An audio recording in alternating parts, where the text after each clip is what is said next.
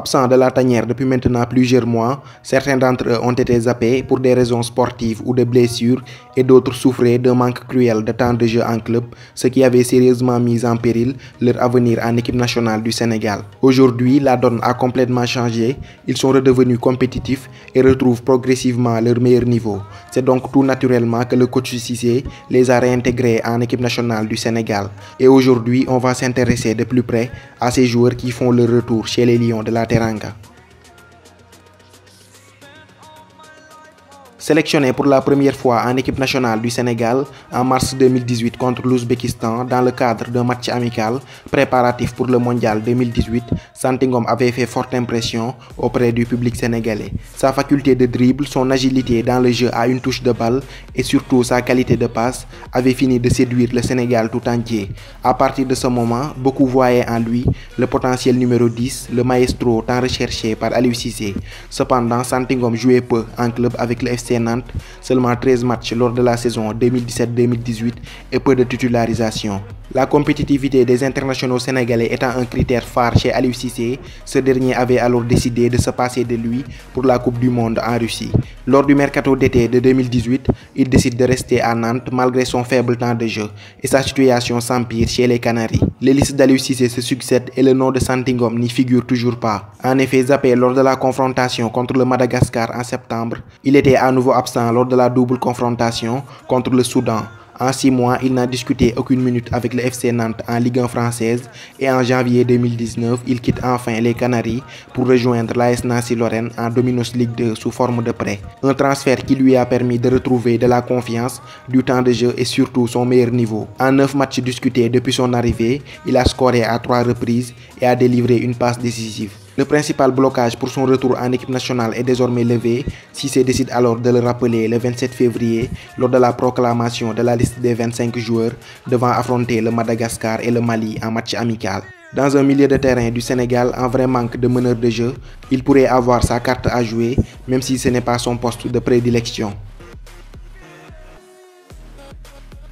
Né le 4 octobre 1998 à Bignona, au sud du Sénégal, Moussa Wagué est considéré comme l'une des promesses au poste de latéral chez les Lions de la Teranga. Grande révélation de la Coupe du Monde 2018 où il avait été très bon, Wagué avait même battu le record du plus jeune buteur africain de l'histoire en Coupe du Monde à seulement 19 ans grâce à son but contre le Japon lors de la deuxième journée des phases de poule. Durant cette compétition, il a participé à 3 matchs dont 2 comme titulaire. À l'aube du mondial russe, le FC Barcelone tombe sous le charme et n'hésite pas à débourser 5 millions d'euros pour l'arracher à Cas Eupen. À son arrivée, le club Blaugrana le fait évoluer en équipe réserve, l'équivalent de la 3e division espagnole. Un niveau peut-être jugé trop faible par Aliou Cissé, qui avait alors décidé de se priver de Wagué pour le match contre le Madagascar à l'aller en septembre et pour la double confrontation contre le Soudan en octobre. Auteur de prestations très encourageantes avec la réserve, il a même été convoqué à quelques reprises avec l'équipe A et a fait sa première apparition avec le FC Barcelone en finale de la Coupe de Catalogne perdue contre Girone. Actuellement sur une très bonne passe,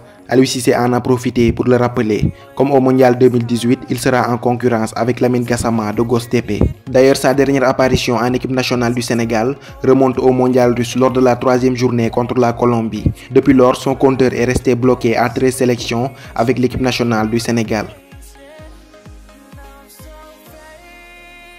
Contrairement à Moussa Wagué et Santy Ngom, la non-convocation du joueur de Galatasaray Pape Alioune Ndiaye n'est pas due à un manque de temps de jeu, mais à un pur choix sportif. Interrogé en octobre dernier sur l'absence de Badou Ndiaye, Aliou Cissé avait affirmé vouloir explorer d'autres options au milieu de terrain en faisant notamment appel aux joueurs du FC Lorient Sidi Sarr.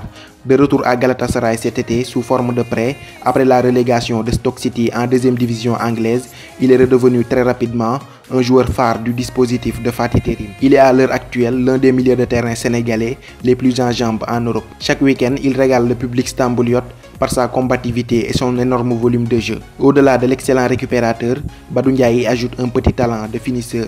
En témoignent ses 3 buts en Super League cette saison.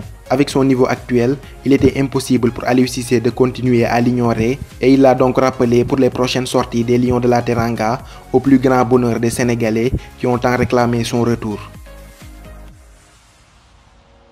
Depuis la nomination d'Aliou Cissé à la tête des Lions de la Teranga en 2015, Moussa Konaté fait partie des éléments indéboulonnables et seules les blessures le privent de la tanière. Ce fut le cas lors de la double confrontation contre le Soudan en octobre dernier. Sa dernière apparition en équipe nationale du Sénégal remonte en septembre 2019 contre le Madagascar où il avait inscrit un magnifique but. Éloigné des terrains depuis plusieurs mois, il est récemment revenu à la compétition avec le Sporting Club d'Amiens. Son retour fut couronné de succès avec un but contre le Stade Malherbe de Caen et sur penalty face au Stade de Reims en plus d'une passe décisive contre le Nîmes Olympique la semaine dernière. Avec 2 buts et une passe décisive depuis son retour de blessure, l'ancien joueur de Touré Kunda semble revenir à sa forme optimale.